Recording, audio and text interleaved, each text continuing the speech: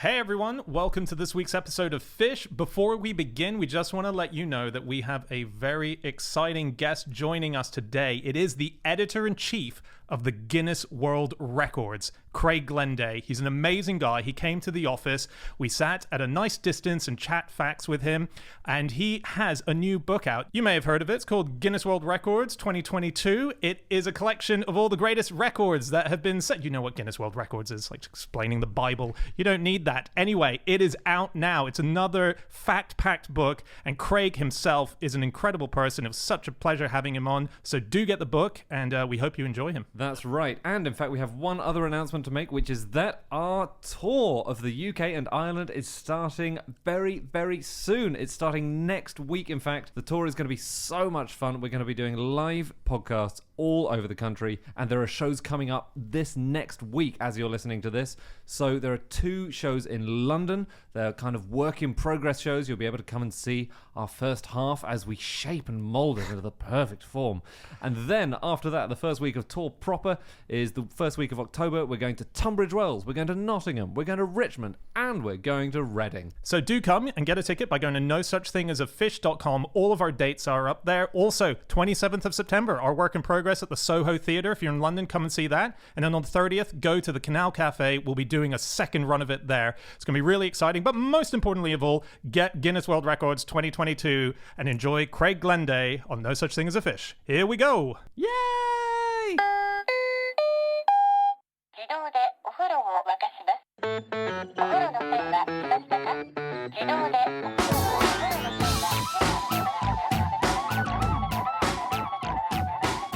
Hello and welcome to another episode of No Such Thing as a Fish, a weekly podcast coming to you from the QI offices in Covent Garden. My name is Dan Schreiber. I am sitting here with Andrew Hunter-Murray, Anna Toshinsky, and our special guest, it is the editor-in-chief of the Guinness World Records, Craig Glenday. And once again, we have gathered around the microphones with our 4 favorite facts from the last 7 days. And in no particular order, here we go.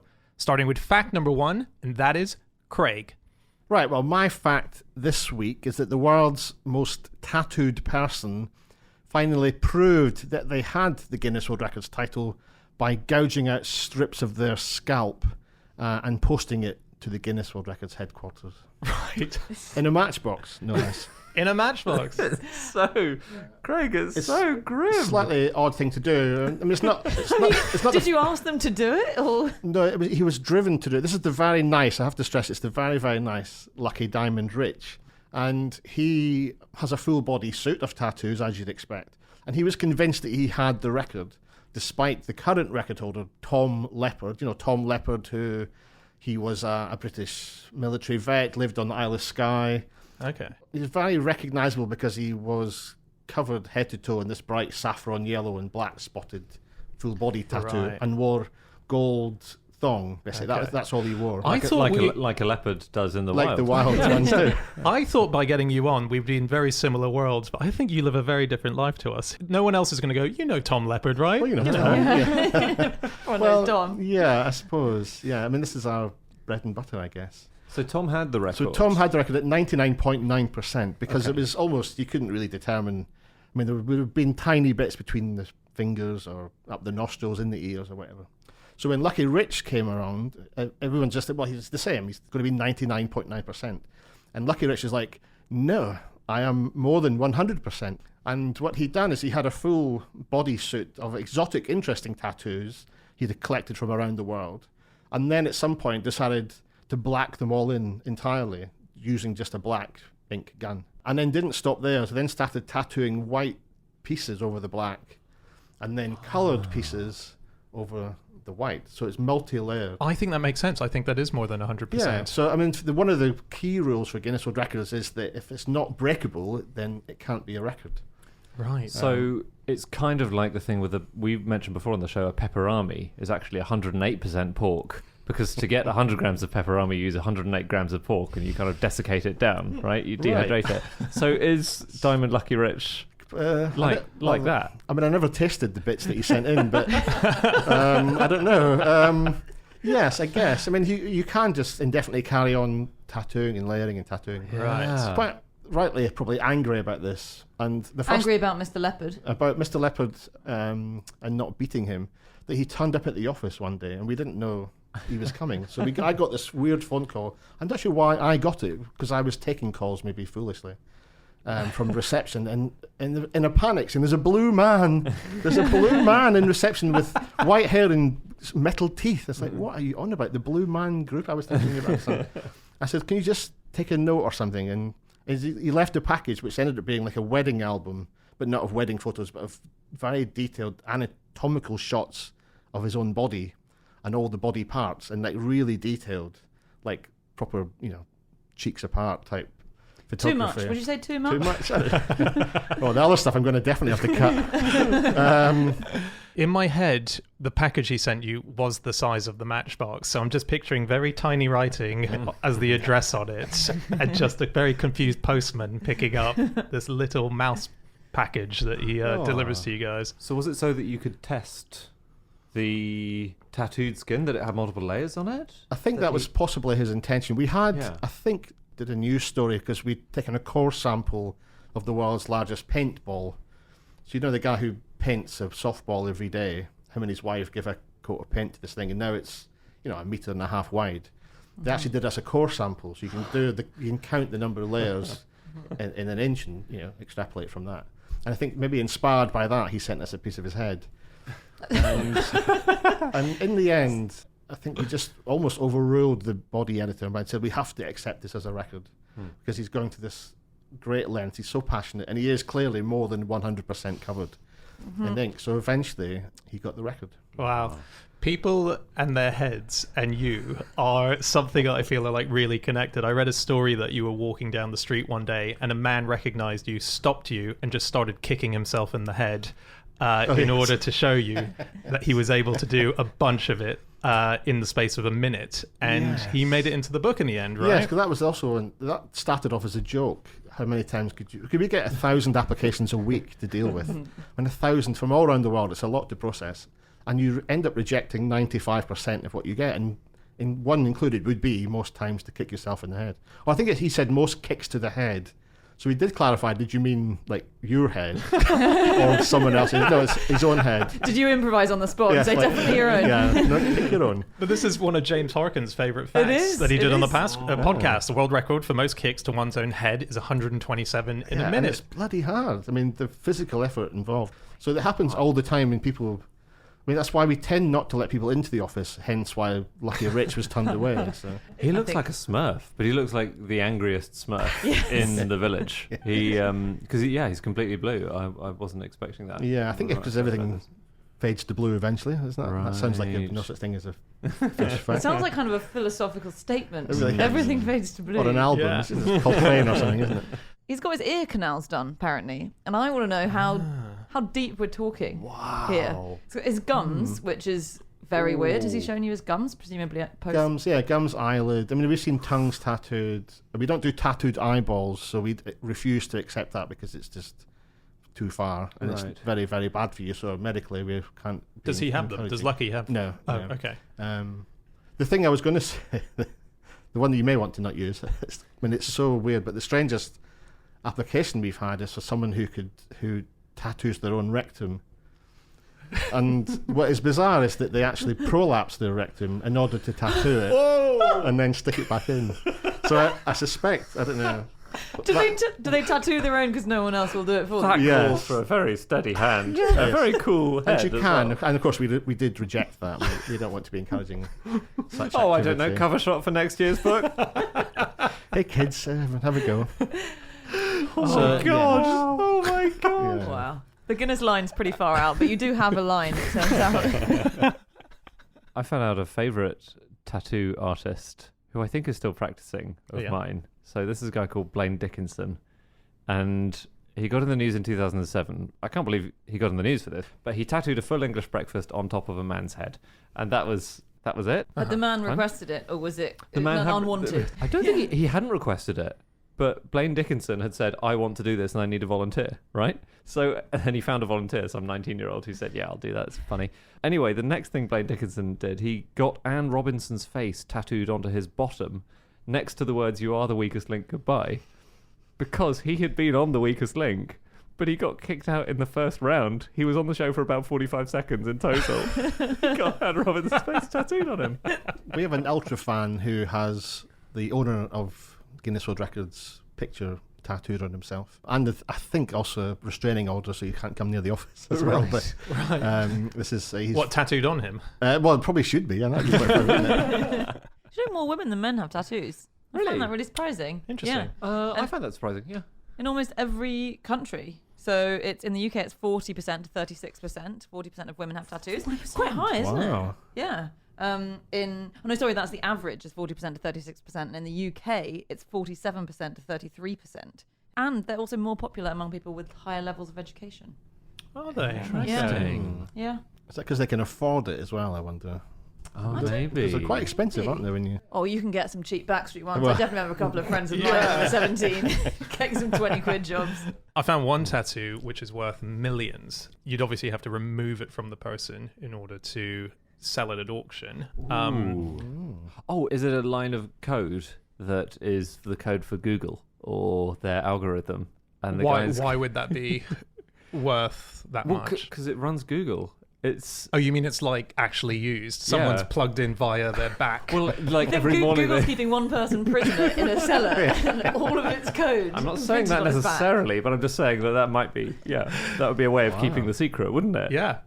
Well, really he's good. got it in one. Yep, that's, No, is that it? That's it. No, it is in fact Kate Moss has two birds, a sort of flock of birds on her lower back. Wait, two or a flock? Well, I thought it was two because I've seen the picture. Yeah. Okay. But then she said we decided to do a flock of birds in the quote that I'm looking at right now. It's in the picture that I saw. It's two little birds on the back, and it was tattooed by Lucian Freud, the famous artist. And these are original drawings. And he used to tattoo when he was in the Navy. So he would tattoo sailors, and she heard about that when they were chatting one day, and she said, I'd love to have a tattoo by you. So she thinks that probably everyone in the Navy from his period has probably passed away by now. So she's probably the only living person with a Lucian Freud original tattoo. So she said if you cut that off her body, I'm not saying anyone should, if you're listening. She's already sent it to Craig in a matchbox. But you know, that skin is worth a lot. It's original art by Lucian Freud. There's another very expensive tattoo, or a tattoo that's worth a huge amount, and that belongs to a guy called Tim Steiner. Do you know about this guy? So he has a tattoo on his back that was designed by this Belgian artist called Wim Delvoye, and it's very cool if you look it up. It covers his whole back, and there's like fish being ridden by children and stuff like that. And it was sold to a German art collector called Rick Reinking. And the idea is that when Tim Steiner dies, he's agreed that his back can be removed and it will be given to Rick Reinking and framed on his wall. And it was a good few tens of thousands of pounds he paid for that. Wait, so he's already sold it and he's got the money? He's got the money, yeah. Again, like we discussed with selling your hair in advance, that was a thing that people did. They'd sell their hair and they'd get a small down payment for making the deal, and then they'd go back for the rest of it when they chop their hair off. I would just run away. Take the money and run. Yeah. If you were a tattoo back guy. Yeah. Tattoo back guy didn't get the money, though. The artist who tattooed it on got the money. What the hell does tattoo back guy get? I don't know, a little bit of a fame on the No Such Thing as a Fish podcast. But does he get anything? He must get a percentage. I think he got some payment, yeah, because he had to sign a contract. There is a Roald Dahl short story about a guy who has a beautiful work of art by a famous artist tattooed on his back. Is there? And then it ends up in a gallery. And does he get money before he dies? I can't remember the details. I think he might do. Oh, wow. Plagiarised by this artist. Right. Okay, here's an ethical dilemma for all of you. Okay. You're a doctor working in an A&E department, right? Yeah. Someone comes in, a patient, unconscious. They have the words "do not resuscitate" tattooed on their chest. Yep. The word "not" is underlined, so it's quite emphatic. Do Yep. not resuscitate, and it's signed as well, also in a tattoo. Yeah. Do you resuscitate the guy? No.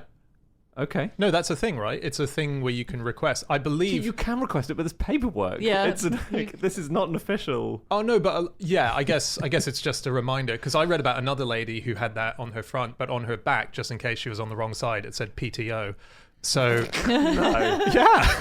Wow. Oh, well, Dan has really reduced this, I would think, quite complicated ethical dilemma, which actually happened, in which the hospital called in specialists for. You just said, no, don't resuscitate. Yeah, it's really tough because I think, and I have not researched this, so please don't quote me on this, any actual surgeons, but I think it's like if the patient has made their wishes clear, you're supposed to follow them. I think there are ways in which you can make wishes clear. So it is sometimes a bit of a grey area, and that does seem quite clear once you've underlined it, unless you meant to do a strike through, of course, and you slightly misaligned it. Yeah, but there was someone else who in 2012 had a DNR tattoo on his chest. But he was conscious when he was in hospital, and the doctor said, look, what's this DNR tattoo on your chest? And he said, oh, I got it because I lost a bet playing poker. Oh. I actually would love to, if ever I'm in the position, I'd love to be resuscitated. And the doctor said, you should really get that tattoo removed. And he said, I don't think anyone will take it seriously. Wow. So it can, you know. Yeah. Well, DNR could stand for it. DNR could stand for do now resuscitate. Imagine getting a do now resuscitate.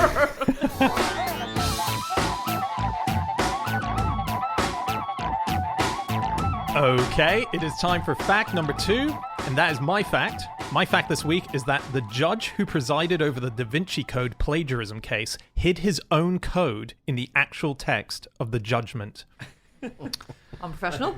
Very unprofessional. Yeah, so there was this big plagiarism case, I don't know if you remember, between Dan Brown, the author of the Da Vinci Code, and the authors of a book called The Holy Blood and the Holy Grail. And The Holy Blood and the Holy Grail was a non-fiction book where a hypothesis was put out that the Grail was in fact a bloodline lineage of Christ. And there's a lot of similarities in the book to the point where Dan Brown actually amalgamates the authors' names, Bajent and Lee, into a character within the book. So there's definitely a sort of acknowledgement of the book. Anyway, huge case, multi-million-dollar case, and the judge finds in favor of Dan Brown, saying it is not plagiarism. And when he handed over the judgment, it went round to all sorts of, different media outlets, including The Guardian, where a journalist who was also a lawyer called Dan Tench was reading it, and he noticed that certain words had just a random letter italicized in it for no reason at all. And he thought, that's a bit odd. What's going on there? And then this is where the bit of the story gets a bit hazy for me, because it sounds like the judge, Justice Peter Smith, wrote to Dan Tench to say, have you noticed anything weird about the old judgment there? Yeah, he really, really wanted it to be found. Yeah. Like a kid with a secret. Yeah, exactly. Look how clever I am. Look at the opening paragraph, see what you see, and and then he was like, yeah, I noticed these italics, it's a bit odd. So he tried to crack it, wasn't quite sure how to do it, and then old judge got back in contact going, ooh, why don't you look at my who's who? I've had some clues in there. I don't know why. Middle of a manslaughter case, he's just there typing away. Also, he's British. I don't know why I've given him some like old Wild West gold digger kind of, well now, if you look at it. So more and more clues were given, and they kept trying to crack it, and eventually it was cracked, and the answer was so dull. It's so weird. Yeah, I think it's very interesting. Do you, the answer? Yeah, I think it's not dull. I think it's absolutely bizarre. So sorry, go on, Andy. The answer is Jackie Fisher. Who are you? Dreadnought. Okay, and Jackie Fisher was an admiral in the early 20th century who's really interesting. He changed the whole Royal Navy. He's incredible. And Justice Peter Smith had a particular interest in Jackie Fisher, so, hid this code completely for his own amusement. Yeah. But Jackie Fisher's amazing. Yeah. He's so cool. First person ever to use the abbreviation OMG to mean oh my god when he was in his 70s. So very cool and down with the kids, wasn't he? Yeah. Wow. When was Jackie Fisher around, sorry? He was writing to Winston Churchill, I think, just after the First World War. It was in 1917 that he used that. But he is incredible. Jackie Fisher, he joined the Navy at the age of 13, which is, mind-blowing. He served in the Crimean War, and he revolutionized the Navy. He created the first ever all-big-gun fast battleship, which is a technical term, apparently. Just all the guns are big, is what I take from that.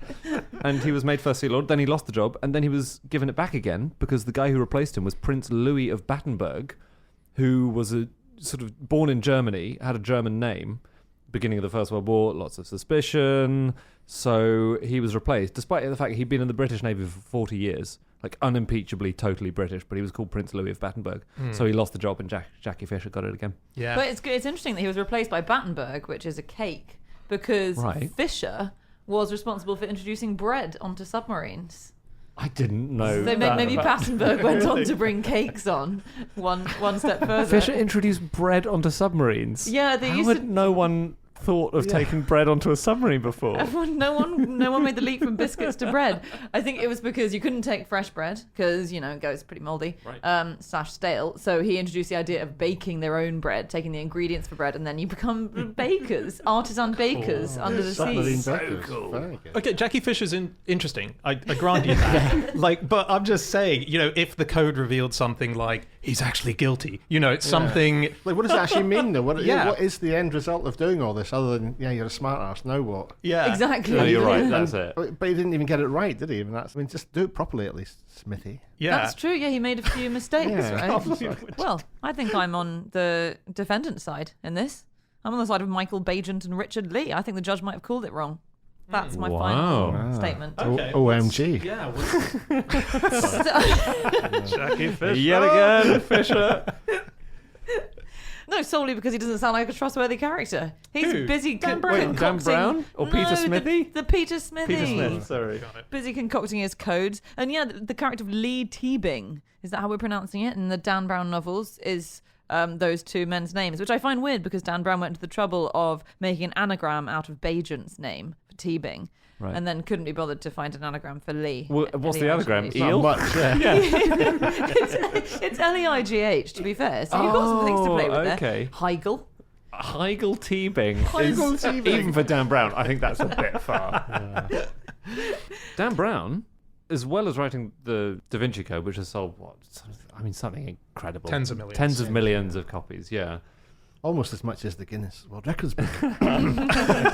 Not quite. Nice try, Brown. Some even more implausible stuff with Dan Brown. He is rumoured to be the author of a 1995 dating guide called 187 Men to Avoid, a survival guide for the romantically frustrated woman. Okay? This is a humour book, and there was a story about it, I think, in the New York Times really recently. There's a woman called Chloe Gordon who is trying to track it down, right? Because she believes this must exist. It's by Danielle Brown. That's who it's listed as being by. Yeah. Again, the master of codes conceals his identity. Whenever she tries to buy it, she gets delivered the wrong book. This has happened to her repeatedly, and lots of different wrong books are labelled as being this book, and there's been some error with the barcode, there's been some mistake that means that this missing mystery book we think by Dan Brown, because his agents will not confirm that he's written this book. He's never said anything. He completely stonewalls about it, but we think it's believed that he wrote it with his, quite confusing, his future ex-wife, Blythe Brown. So she wasn't his wife yet when they wrote it. Then they got married. Then they got divorced. What if the barcode is a code that needs to be cracked? This is all sounding amazing. He puts codes everywhere, this guy. This is what Dan Brown does. I know, but this is such a tedious sequel that you two are attempting to write between you in imitation of Dan I'm saying Brown. that Indiana Jones, that huge vault of things, just all of this book. Thousands and thousands of copies because it's just got the wrong barcode. That fits slightly into his early career as such, the idea that he would have written this book, because he was a musician. He tried to be a musician. He had a CD that was released. There was a song on it called 976 Love. And then he followed it up with another CD called Angels and Demons, which eventually became the first of the Robert Langdon novels. Wait, was it a song? No, it was an album. Yeah, it was an album called Angels and Demons by Dan Brown. And it's nothing to do with his future career as an author. Okay, so you said the CD became his first Robert Langdon book. Yeah. Which is the book based on the album. What I meant, is the title, very sort of, if you know the Da Vinci Code series, is the prequel to the Da Vinci Code. And then the sequel in the actual movie series, very much like the wife situation, sort of predating and then becoming the future ex. That Angels and Demons is the prequel in the books, but the sequel in the movies. Craig, has he got any records that you know of, Dan Brown? Because he sold so many books that I would think he must. I think at some point he did have that record. But the problem is we find it very hard because we claim to have one of these records as the best-selling, and we're not even sure ourselves. So we used to always sell ourselves as the best-selling copyright book. Yeah. Because in 1974, I think it was, we overtook Dr. Spock's book of childcare, which was at the point. And then because we are effectively the same book, we were different Dr. Spock. Everyone. Different Dr. We're all Spock. thinking of the other Dr. Spock. Yeah. Oh right. Show them no emotion whatsoever. Live long and prosper, isn't it? His childcare book. Yeah. No, not that Dr. Spock. Anyway, so yeah, That's a really famous one. Is it Benjamin Spock? Benjamin who Spock, wrote, yeah, and it's yeah. a sort of it was the manual. like 77 million copies or something. And at some point in 1974, I think it was, we overtook it. Anything else on Dan Brown? He never reads other books, which is a bit distressing. Well, He could explain something You definitely about read one, style. didn't he? Well, I think that's fairly clear. Yes. Read one book, took all of its ideas, By read not Heigl another. Teabing. Yeah.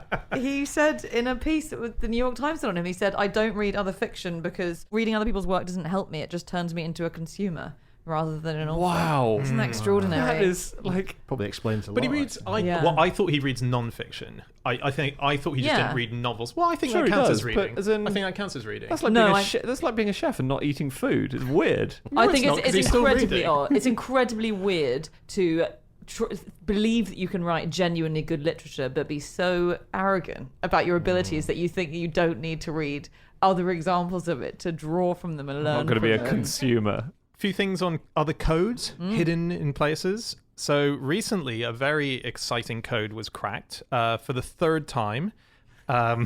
Diminishing levels of excitement, surely. Well, it's been a while since someone cracked it. This is a book that was called Cain's Jawbone, and it was a 100-page long murder mystery puzzle. So it was created in 1935, and the idea was a prize was given out of £15, which is about £1,000 in today's money, and it was a novel that was printed out of order. And the idea is that you had to reorder it in order to work out who the murderer was. So page by page, the book had to be reordered by the person reading it to work out how the story played out and who the murderer was. Cool. And it's a short novel. It's only 100 pages, but the possible combinations of 100 pages are 32 million. So it's an extraordinarily hard thing to get right. Surely And- it's more than that.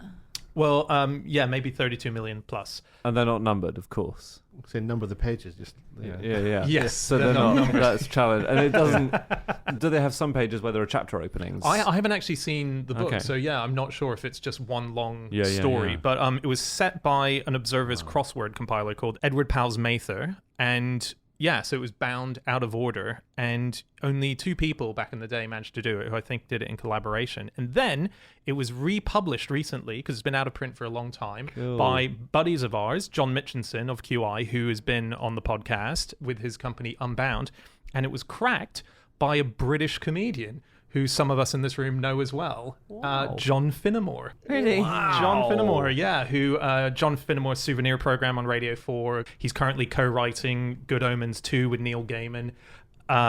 Yeah, he Is it managed good? to crack it. Did they? I imagine it's a terrible Sounds book. tedious, doesn't it? I mean, they have to do it. And no wonder only 2 people did it. It's because, like, can't be bothered with it. Yeah. Oh, it's out of print. No surprise. Well, so it was his lockdown hobby, and it took him 6 months to do it. And he used to go into a room, and he had to research everything to work out. You know, he'd be looking into where certain train stations were and stuff like that. Just constant research to make the connections in the book work, and eventually got there. Are we 100% sure it wasn't a publishing cock-up Yeah. that was post-hoc rationalised? I'm so sorry we've put your book in the wrong order. Why don't we make this fun?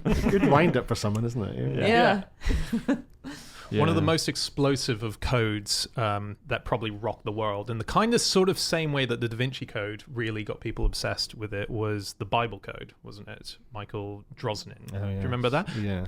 Have you met him? I feel like you so said that because somewhere. before my life at Guinness World Records, I was the editor of the X Factor and not the Simon Cowell show, but like a paranormal magazine, and we covered all sorts of paranormal and conspiracy theories, ghosts, aliens, all that sort of stuff. And we gave a lot of inches to Michael to talk about the Bible Code. And is it Rips, Yahoo Rips, I think, who originally came up with who discovered this idea Yes. and published the paper, which then Michael Drosnin went into. The idea is that you have a skip code, so that every 5th letter. What? So specifically in the Bible, every X letter was. I think it was maybe it was in the Hebrew version of it, but you would take every 5th letter and it spells Torah, for example, or you take every 100th letter and it will spell Diana, or and you go through and you come up with these, and it's probably now I think nonsense in that you could take any big subject, any big book, and apply a skip code to it, and you will find message. secret messages. In the Bible, if you take every 2 millionth letter, it spells out Jackie Fisher. Who are you?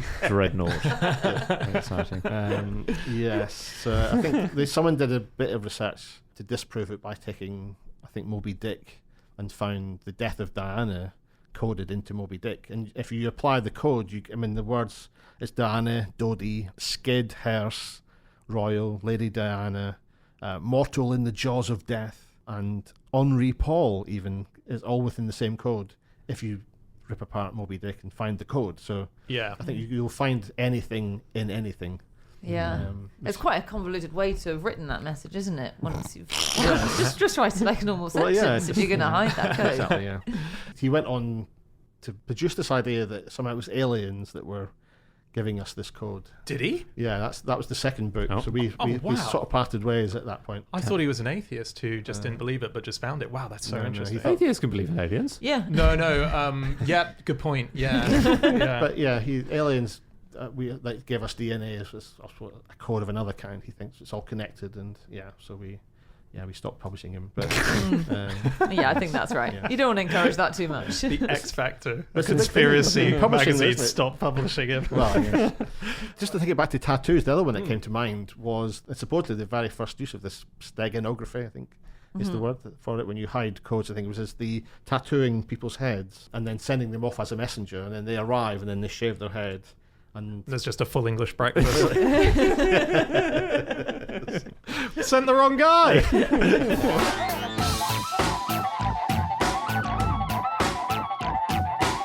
Okay, it is time for fact number 3, and that is Anna. My fact this week is that in ancient Persia, instead of sitting in front of a fireplace to warm you up, you'd sit in front of a wind place to cool you down. It's really cool. These really cool things called bard gears, and that spelled like badgers, but with an I. Yeah, I mean, you've really pronounced them unhumorously correctly there, I think, Anna. I'm really disappointed. Sorry. I was waiting to say badgers, and there we go. I'm so sorry. James would be so upset if he ever hears this, not doing a wanton mispronunciation. But they are on old Persian houses and old Middle Eastern houses, really, and they look like a mini Greek temple, really, don't they? But yeah. like a really tall Greek temple that's acting as a sort of a chimney, and they've got these columns on them, almost like Doric columns on them. They've been around for sort of 2,500 years at least, we think. We think perhaps they got the idea from ancient Egyptians. But the idea is that as wind blows past them, they funnel cool wind down into the house. And as the hot air in the house rises, as hot air does, the cool air is pulled downwards, and it would cool the house up. And it would often be channeled into the sitting room or the general living area. And a family could sit around the wind place and have their hair blown out of whack. So would it properly bring it in terms of gales of wind, or would it be just Gales, sort of because like... if it's windy, really windy, Yeah. then it's like a Beyonce. It's just So many great music videos filmed in 500 BC, actually. If it was a completely still day, it would be very surprising to have a gale force wind coming down your chimney. But Yeah. it would be, But- it would channel as much as it could. It's amazing. I've got a question, Anna. Could these things double as fireplaces? Is it just, could you light a fire in there and... It'd get blown out instantly, wouldn't it? Yeah, I just or understood. blown into the room and then just, I've understood the problem. Yeah. I think that there's a bit of engineering side which might screw that up for you. There's sort of like various flaps and stuff. They're really cleverly designed. So they'd face a very specific way. They'd face in the direction that the wind would most commonly come in that area. And they'd have little flaps that you could open and close and various ducts on them that, depending on where the wind was coming from, you'd open and close to maximize efficiency. So cool. Wasn't there also a thing where, like, because obviously once the air is inside, the air would warm up and rise. They also had sort of like cat flaps to let the warm air out. Sort of the building slightly pressurized the warm air Yes. out, so you were just bringing in kind of like an air conditioner, right? modern That you've got the surgery. They have the same thing, don't they? Because the pressure's different inside, so it blows everything out the room, not in. Yeah. In modern To what, stop- sorry? In the operating theatres, Oh, So really? that when you open the door, you don't get germs. things get Heading blown out in. of the room and not into the room. It's in amazing. hospitals, yeah. That's so interesting. Oh, it's It's, brilliant. I was saying to Andy earlier, just we're so clever as humans, the history of humans. We are Just great. to invented something. They've got this like far to this that. point right now. Yeah, like it's just so clever. All I was saying is like we've been deserted on an island, and all we had were the elements of the earth and the universe. to play with, and this is where we've got to. And when you hear stuff like this, I just think, magic. Yeah. The ancient Egyptians probably came up with this, and it's what a system. How clever. Everyone listening, give yourselves a pat on the back. Yeah, well done. Yeah, we are screwing it up now because having invented air conditioning, we've now sort of forgotten the techniques of using natural ways of cooling houses. And now air conditioning is destroying the environment. Yes. It's seriously contributing to climate change. Okay, take that pat back. Yeah. And it's all these fuckers' faults, isn't it? These Persians introducing the idea. No, they're the ones who have the solution. They invented the electricity-free version, which is incredible. They invented the concept. Come on. The concept of being cool. No, it is. Yeah. There are 1 billion air conditioning units on the planet, one for every 7 people, and that is it's too many. It's too many by a long. And obviously, if you live somewhere really, really hot, the natural impulse is to get any kind of device that lets you cope with the summers. But Yeah. it's really wasteful because a lot of the energy it uses gets turned into heat. So you're cooling yourself and heating the room and therefore the planet. Yeah. Although obviously we can talk, having just endured a 3-month-long summer. Of when it's very hot, windy. sometimes that's all you want, isn't it? Just Yeah, stick it absolutely. on. Yeah. I'll be dead soon. Just stick it on. I love freezing cold rooms. I've got to say, I'm obsessed with air conditioning. Oh wow. There may be a thing you can do to trick yourself in this regard. This is really interesting. There was a study done by a guy called Frederick Rolls, who is a psychologist and he's a member of the American Society of Heating, Refrigerating and Air Conditioning Engineers. Anyway, his study has shown that if you are shown a false thermometer displaying a high temperature, you will feel warm, even if the room is not especially hot. So maybe if we all just draw a thermometer on the wall saying it's only 10 degrees in here, what a chilly day it is, then you won't need AC. Clever. Wow. That's the. I We'll don't be know. sacked If for there, defacing the office. have you guys heard of John Gorrie? No. He could have invented air conditioning, and Someone got there first? Or? No, he got there first. Oh. In 1851, he patented an ice machine. He was a doctor in Florida. He wanted something to keep rooms cool for patients. And his was a bit different because it created ice, which would then cool the room rather than him cooling the room with ammonia or evaporation principles. But he was run out of business by, can you guess? Big ice. A giant ice cubes. Pretty Yeah. much. There were these ice makers from the north of the USA who made their money hacking up ice and transporting Dragging it to the it south. across the Oh, country. really? Wow. And they lobbied Don't call against them him. ice makers. That's like saying Dan Brown invented the idea for the Da Vinci Code rather than taking it from somewhere else and moving it into his own property. This is the most legally contentious podcast Yes. we've done for a while. No, you're absolutely right. The ice sellers then. The ice king, Frederick Tudor was his name. Not a medieval monarch, despite the name of it. He campaigned against him, and John Gorrie died penniless a few years later. His invention didn't take off, but it Oh, worked, man. and it would have worked. Yeah. Oh Oh, wow. Gutting. yeah. God. That idea of bringing ice in, there's a older example of that, which was a mountain of snow was created in the garden next to a villa, which was imported via donkeys, sort of just carrying it in by... Wait, where are we? When We're are we? in old days. It's a friend of the podcast, Bassianus, aka Elagabalus, Roman emperor. Roman emperor who featured on the show because he invented the whoopee cushion, and his original name is Bassianus. He had it's pronounced differently, Craig. Yeah. It's It's his spelled- badgers. yeah, it's definitely spelled Bassianus. Yeah. But yeah, so he imported. This is the story. He imported a lot of snow into his villa. So he had this giant snow mountain for the summer just to keep himself warm. Cool. Did Sorry. he shove a little... Well, He built an igloo out of it, and actually igloos are very warm if you get inside them. Keep him cold. Yeah. I had this idea. I've got many ideas for films as well, which never get made and never get written. No one's ever done an Inca movie, like the proper Inca movie to end all Inca movies. So I had this great idea. I went to research around Peru. That's an excuse to go on holiday, really. But they have similar things, don't they? The colcas, and where they would keep food, to have these grain stores on mountainsides, which really? are designed in such a way to channel the air. Probably very similar sounding. You know, the Incas were amazing Yeah. in terms of architecture, but they have these grain stores which are placed about 1 day's march apart as well across the whole country, like a network of them on the Inca Highway. Oh wow. And they're designed and have channels to drain the water so that if it gets wet, it doesn't spoil the food. Wow. So that's how they were able to grow so big and cover the whole country because of these colcas. And they're amazing clever. things, yeah. Very That's so smart. cool. Yeah. Never heard of those. Well, that's like actually the Persians also had these things called yakchal, which sound quite similar. They look like big igloos. Is this what these look like? They're sort of like big huts. Well, the ink has changed the shape depending on what was stored in it. So, like, grain would be round and fruit would be square. So you can see from a distance what you're having for dinner. Yeah, yeah. That's brilliant. Amazing. And they'd also store non-food things, but it was mostly food, yeah. But different shapes for different foods. That is incredible. What's it, like a pig shape or a Well, I think there was that many shapes, but yeah, there were some different. corn on the cob shape? Flashing hamburger. Yes. Yeah, the Persians had these huge kind of insulated igloos, which were really similar. And yeah, I think a few hundred of them still exist and still function, many hundreds of years old. And you can shove frozen stuff in them. They can keep things below freezing, even when it's well above freezing. Wow. Just pop there for your ice cream. When air conditioning was new, or not when it was first invented, but when it was newly being adopted across America, especially in America, that's where a lot of AC units are, because they've got cities like Washington, D.C. and New York, which are so hot in the summer. But I love this fact. This is from Prospect magazine. They wrote about air conditioning. It was easier to get into buildings because air conditioning units were quite large at the time, right? And air conditioning in cars was very rare and special in the 1950s because obviously to miniaturize the technology so it fits into a car was really expensive. I'll take the window down. Well, yeah, I exactly. mean, if you're in a car, just Yeah.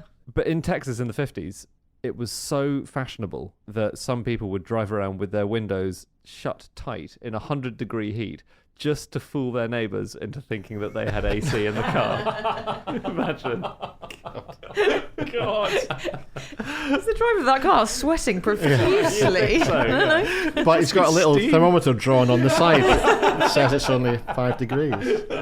Wow. I think at the beginning of mobile phones in cars, that the Koreans, I think, everyone who was getting pulled over, about 70% had just black wooden bricks who were driving around to make it look like they had mobile phones.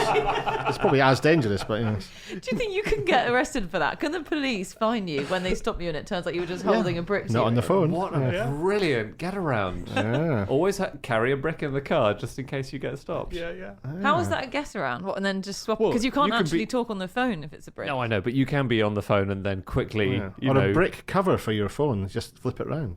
Oh, yes. I mean, just don't be on the phone when you're driving, obviously. Oh, sorry, yeah, that's the This best is saying. Most important thing. But yeah. if you have to be, get that brick. Okay, all right. Why do you think aircon was initially taken up widely? Cool people down. Incorrect. Yes. What? Walk Oh, into that. This is a publishing fact, isn't it? It is not a publishing fact, although Kinky I think I paper. maybe know what you're talking about. So it was used in publishing, but then it was widely taken up to actually warm places up, and it was taken up by factories. This is in the early 20th century.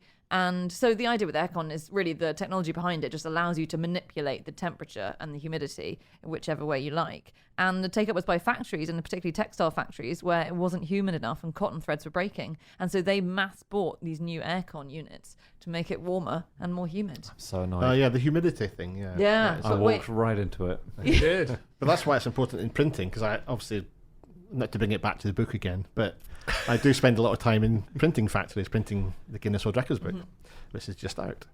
And controlling humidity is a huge thing, yeah. And that's I was reading very early on that it was introduced because the paper gets kinky, because the Yes. humidity changes and the paper warps, and then you can't print particularly 4-color work on it because you can't get registration. So then does it change how the ink sits because the paper scrunches up and stretches out and stuff? You want it to register perfectly on top of each other, but if the paper slightly kinks, then it doesn't line up, so you get these weird halos, coloured halos around. I was the hoping images. when you said it gets kinky that all the material suddenly just turns a bit sexy. Fishnets. Yeah. It's like one of those mugs. If it gets too hot, it reveals a naked woman.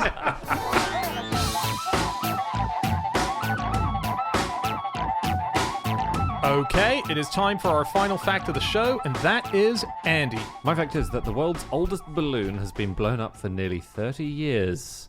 And someone's been continuously blowing it up. Very right. big by now. And he's exhausted. I'm wary of saying this in front of the records master, but there are a few different claims about the world's oldest balloon. I don't know if any have actually come across your desk and been verified.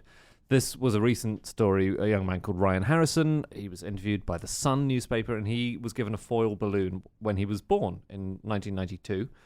and his parents taped it up in a box, and he insists that it's still completely blown up. So that's one good claimant. There's one guy called Jordan Lyman who lives in Birmingham, and in 2018 he'd had one for 26 years, so that might be 29 years old by now, so about the same age. It's only the size of a tennis ball, but he claims it was only the size of a tennis ball when he got it. What a sad birthday horrible, that was. sad balloon. Well, he was small at the time as well. He was born and he was small, so it probably looked like a normal balloon. Yeah, If you put it next to him. I don't know why Dan's accepting that. You don't get balloons in proportion to your own size. The younger the birthday, the bigger the balloon. Dan really went with that, Anna, and I would have got away with it if it wasn't for you. It always has to be the same size as your head. That would work. There you go. You don't need it any bigger. Yeah. These are the tin foil balloons. So Yeah. if you're picturing the balloon right now, it's not your classic rubber balloon. This one was a tin Mylar, foil I think, one. almost. Is it Mylar, yeah, I so think not actually tin foil, obviously, because that Yeah. wouldn't make a balloon. But yeah, Mylar. What's which is- Mylar? It's like a plastic pet thing that's been covered in metal. Yeah, tin foil. Vaporized. Yeah. Well, like tin foil, but not. Yeah. Yeah. But I just can't believe this. I think they're lying. I'm going to come out and say it. And I know I'm being sued by Dan Brown already. But, we've all had those balloons. And they deflate by the end of the day, practically. They're kind of floppy and flaccid and sad. It's absolutely incredible. Yeah. I do get. I mean, the company gets probably once every couple of months a claim in from Mylar/foil balloons. Really? Until you mentioned this was going to come up, I thought, we reject it as a claim, interestingly, or we have done at least. But they all seem to be roughly the same age. And I'm just wondering if there is a manufacturing period when these Mylar balloons were made to a certain spec that was maybe too high. And so it's the balloon on a stick, isn't it? The same one. It's a boy and it's a girl. The golden age of making these when they accidentally probably made them was, yeah. indestructible. So I went through, and rather than going to bed last night, I went through. Well, I stopped at 101 claims so exciting. to plot who at least claiming. But obviously we haven't seen the balloons, but I've plotted them all. I mean, I had a few from the UK. There's a guy called Craig Wood. He's got an It's a Boy. That's 28 years and 10 months. Anne-Marie Ormshaw, she's got an It's a Girl, and that's 33 years old. Then I emailed them, and 2 came back, actually. No way. So I've got pictures of these balloons, and it's the same type of balloon. And the I tinfoil and classic. it is the Mylar. I only say Mylar because the Guinness World Records books, traditionally, were those shiny ones. If you remember, there was a big was made on the same material. So again, I've weirdly had to become an expert in tinfoil and Mylar. You don't have to say tinfoil just as a sop Yeah, to Dan. sorry. I don't know here. We get it. But we have a pet foil cover, and we don't now because we want the book to be recyclable. So we've got rid of that because the sheets themselves can't be recycled because it's plastic. This is huge. This is amazing. So I think we need to reactivate this as a record. Because it's obviously a thing, and our job at Guinness World Records is to reflect what's happening. So if people are storing these balloons, and which they do seem to be, I don't know why. Do you keep balloons, Dan? Do you keep everything like toenail clippings and? I do. I keep a lot of random things. You've been to Dan's house, I see. Yeah. But not balloons. But yeah, I do have a cabinet of super old things that I keep. What, like? I'll go through it and see. Super old things. Well, like toenail clippings.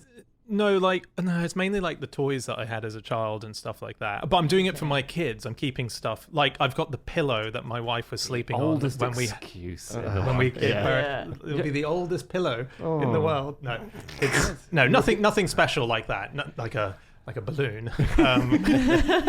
You think your kids are going to appreciate receiving the pillow that your wife was on when she gave They were birth to them? conceived on. Yeah, I've got my, the blue scrubs. I've kept that my second son I was wearing when he was born to give it to him for a Halloween when he turns 18. Just get them a proper 18th birthday present. No, if you save this stuff up, it's worth way more, isn't it? Oh my God. Okay. You live in London. You must have a very big property. I don't understand. How can you afford this?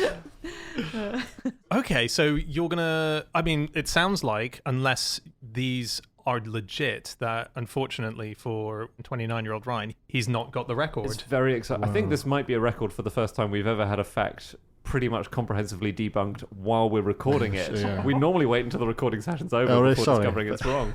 Also, these people must be so excited because did you say you were looking this up at 2:00 in the morning, and they've replied already, presumably. Yeah, they've been waiting. Well, because I think if you have Guinness World Records on your email address, people tend to get quite excited. Yeah. And also the people who've written in, and then we've rejected, and then I've written back saying, actually, this might be a record.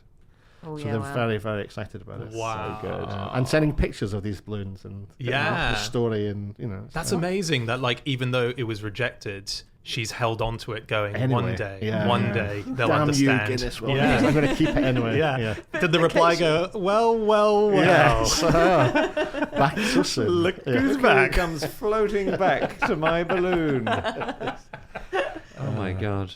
So how do people beat it if we tried to set a record? So if we hold a Just record, have to do better than you. but what do they record a video, or do you have to be present? Yeah, so or? no, we can't. We get about 1,000 applications through, so we can't go to everything. Yeah. So we do have some guidelines for filming it, getting an independent witness. You have to get photographs and all the stuff of the space you're doing it in.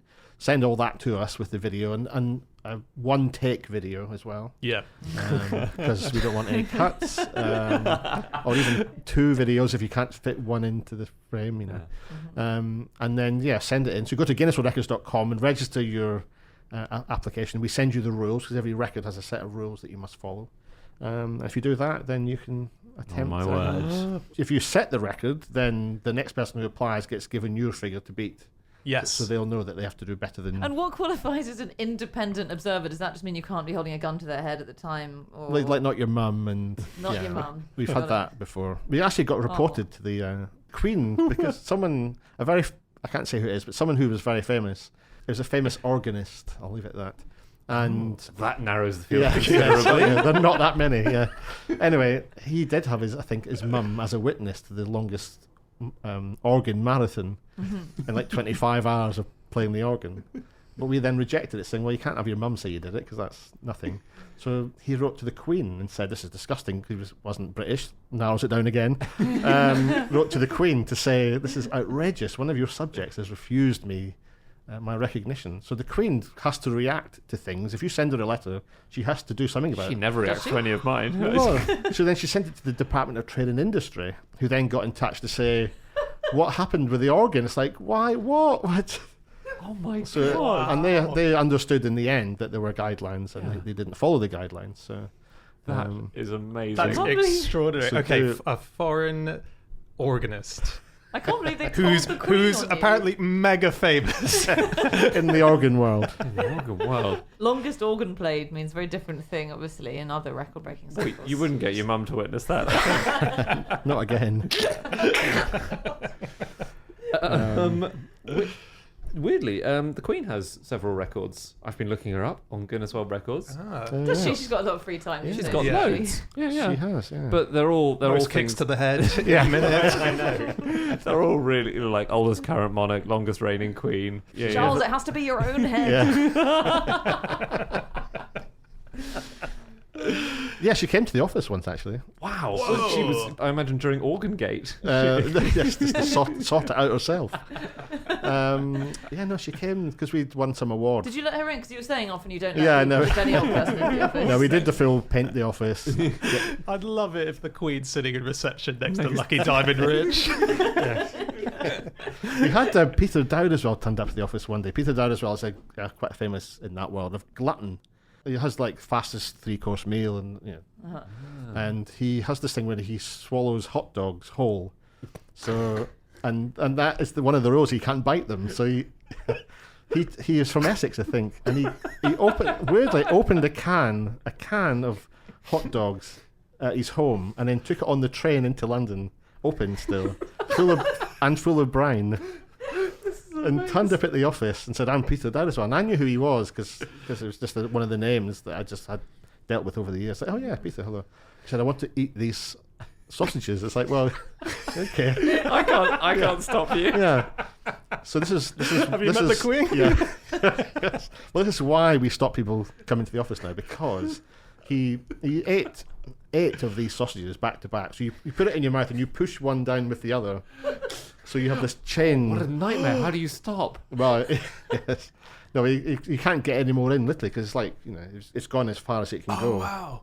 So do you need a 9th sausage to push in the 8th one, and then you retract Oh, you can the 9th? get your Same fingers. as- You can get your fingers in there. Okay, sorry, Yeah, of course. yeah. Yeah. Anyway, he did it. He got the record. Great. And then he said, I can also drink milk hanging upside down.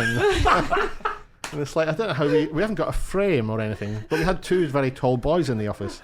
So we got the 2 boys to hold him by his ankles upside down in the reception area, and he drank 2 pints of milk. But what you have to do with this record, you have to get up very quickly. Otherwise, the milk and gravity, you know. And he was trying to communicate this after the fact when he had a gullet full of milk and 9 sausages.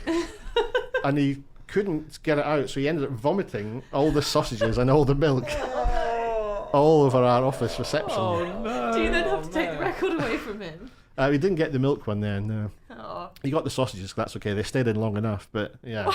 So the office manager's like, that is it. We're not having any more people come to the Poor office. office manager. Oh my god, the scenes outside your office must be amazing. People pogoing up on their noses, and you know. Yeah. How many cleaners have quit after one day? That's the main image I'm going to be left with after this week's podcast, though, is the guy on the train with the open tin of sausages. Why did he open the He probably tin had one tin before? left. He opened it and he thought, oh no. Yeah. Well, his wife was saying, I need the tin opener here for dinner, so you're not taking that with you.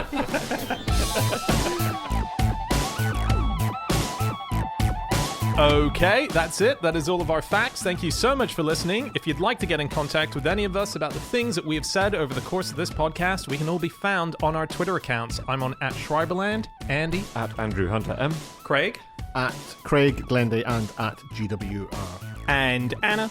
You can email podcast@qi.com. Yep, or you can go to our group account, which is @NoSuchThing, or you can go to our website, nosuchthingasafish.com. Do check out all of our previous episodes. You'll find them up there. You'll also find a link to our upcoming tour, which begins this October. And of course, do go to all online bookshops and physical bookshops to get the latest Guinness World Records 2022. It is out now. Craig is the writer and editor of that book, along with your buddies in the office at Guinness World Records. It's an amazing book. Every year it's amazing. So do get this one. And yeah, we'll be back again next week with another episode. We'll see you all then. Goodbye.